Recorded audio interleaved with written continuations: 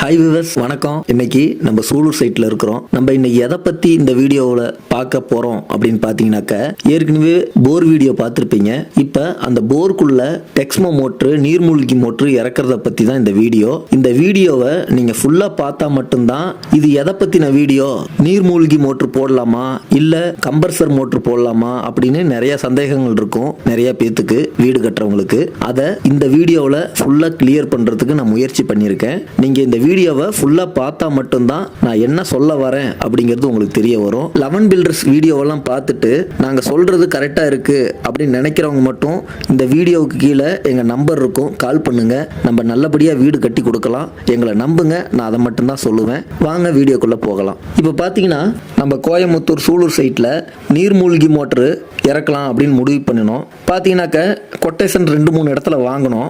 என்ன motor choose பண்ணலாம் அப்படின்னு பார்த்தோம்னா டெக்ஸ்மோ தான் நம்பர் 1ன்னு எல்லாம் சொல்கிறாங்க. கரெக்டு தான், அதான் நம்பர் 1 இருக்குது இப்போதைக்கு.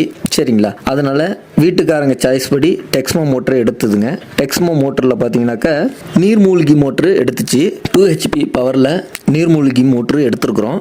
இப்போ பார்த்தீங்கன்னா நிறைய பேத்துக்கு நிறைய சந்தேகங்கள் இருக்குங்க. நம்ம வீட்டுக்கு போர் போட்டுருவோம், ஆனால் நம்ம என்ன மோட்ரு போடலாம் அப்படின்னு நிறைய சந்தேகங்கள் வரும். அப்படி பார்த்தீங்கன்னா நம்ம பெரம்பலூர், திருச்சி, தஞ்சாவூர் இந்த மாதிரி பகுதியிலலாம் என்ன சொல்லுவாங்க அப்படின்னா, கம்பர்சர் மோட்ரு போடுங்க, அதுதான் நாளைக்கு போரில் தண்ணி இல்லைனாலும் மோட்ருக்கு ஒன்றும் ஆகாது, கம்பர்சர் மோட்ரு போடுங்க அப்படின்னு சொல்லி அந்த பக்கம் ஏரியாவிலலாம் பார்த்தீங்கன்னாக்க கம்பர்சர் மோட்ரு தான் ஓடும். தண்ணி விட்டு விட்டு தண்ணி அடிக்கும். கம்பர்சர் மோட்ரு போர் உள்ள வைக்க மாட்டாங்க.